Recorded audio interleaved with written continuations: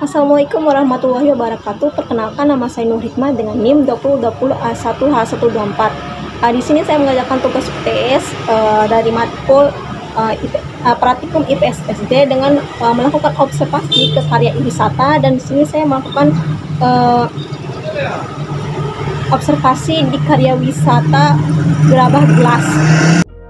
Di sini saya akan menuju tempat pembuatan gerabah, yaitu di Desa Banyumulet, Kecamatan Kediri, Lombok Barat.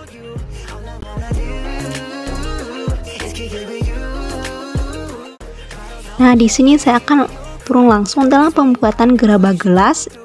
Yang pertama, dalam pembuatan gerabah, di atas alat putar harus diberikan pasir agar tidak lengket. Kemudian ambil tanah liat yang kemudian dibulatkan dan ditaruh di atas papan putar tersebut. Selanjutnya basahkan tangan, lalu tekan tanah liat tersebut di tengah-tengah dengan menggunakan ibu jari. Jangan lupa tangan yang satunya menahan tanah liat agar terbentuk bulat. Sekarang jari telunjuknya ini.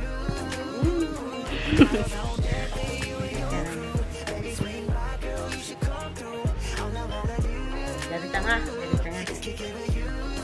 Sekarang ini dipotong, mana tempatnya yang agak tinggi ini dipotong supaya sama tingginya. Gerabah buatan Ibu Ratna juga tidak memerlukan proses pembakaran, tetapi bisa juga dalam proses pengeringan di bawah sinar matahari dalam waktu 3 hari. Selanjutnya kita ratakan bagian bawah dan samping di dalam pembuatan gerabah tersebut.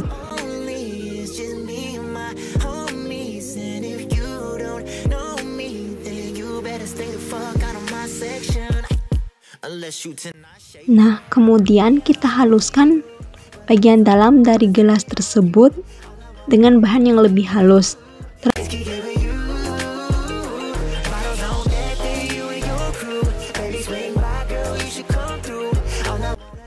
Bagian luar dari gerabah gelas jangan lupa dihaluskan juga.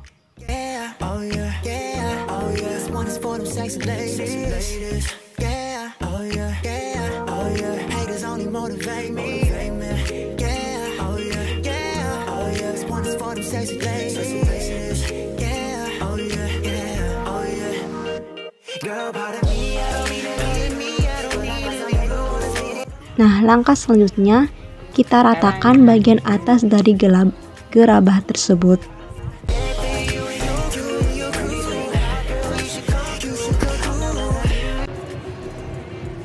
Kalau ada bentuknya yang kayak gini-gini, kecilan sebelah harus ditempel.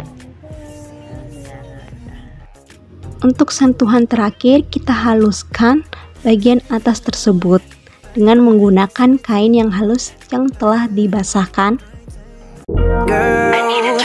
Girl, pardon me, I don't mean to be rude, but I got some paper, wanna spend it on you. All I wanna do is kick it with you. Bottles on deck for you and your crew.